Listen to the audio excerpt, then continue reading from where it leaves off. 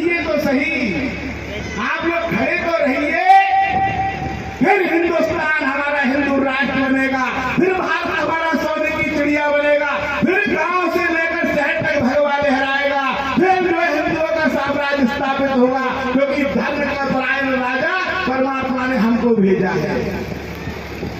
स्वार्थ के लिए मत बदलिए, स्वार्थ के लिए मत भटकिए, केवल स्वार्थ के लिए खो जाना ही दुख का कारण होता है। धर्मो रक्षति रक्षता, अगर तुम तुम्हारे धर्म की रक्षा करोगे तो धर्म तुम्हारी रक्षा करेगा।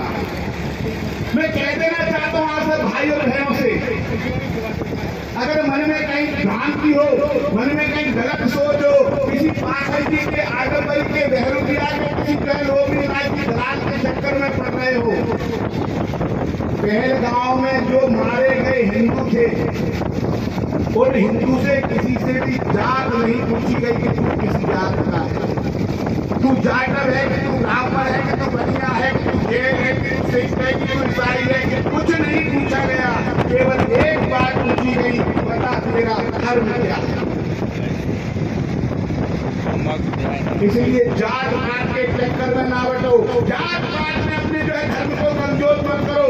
आताताई लोग, आतंकवादी लोग, जिनके पास खाने की व्यवस्था नहीं, जिनके पास रहने की व्यवस्था नहीं, जो एक एक चीज के लिए कटोरा लेकर के भागते फिर रहे हैं। अरे भारत में जब रात में एयर स्ट्राइक की तो उनके पास हथियार तक नहीं थे। सुबह कुछ उड़ान भरने की कोशिश की, फड़फड़ाने की कोशिश की, भारतीय सेना ने दोनों के निर्विमान लड़ाकू विमान जो थे आसमान में भस्म कर दिए। आज वो लोगों ने हमला किया पहलगांव में, तो धर्म पूछ करके हमला किया,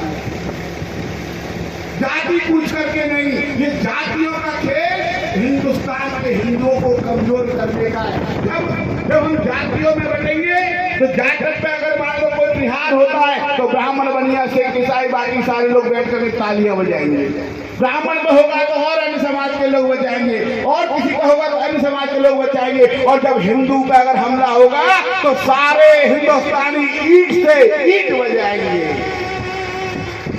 इसलिए हिंदू बन करके रहिए, जातियों से दूर भागिए। हम सब एक हैं, हिंदुस्तान हमारा है। बंधुओं,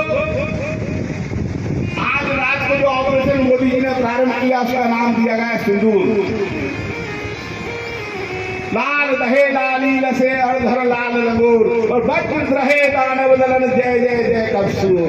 भारत की सेना गर्जना करके दुश्मन का मुंह तोड़ रही है। हम लोग भी इस दिव्य पांडाल में बैठ करके भगवान की कथा के माध्यम से भारत के यशस्वी वर्चस्व विजयी जीवन की कामना करते हैं कि हमारी सेना विजयी हो और दुश्मन को मुंह तोड़ करके जवाब दे। यही ठाकुर जी की प्रार्थना लेकर की पावन भूमि से करते हैं, ताकि हमारे देश का भगवान सम्मान हिंदू राष्ट्र का सपना साकार हो। भारत माता की।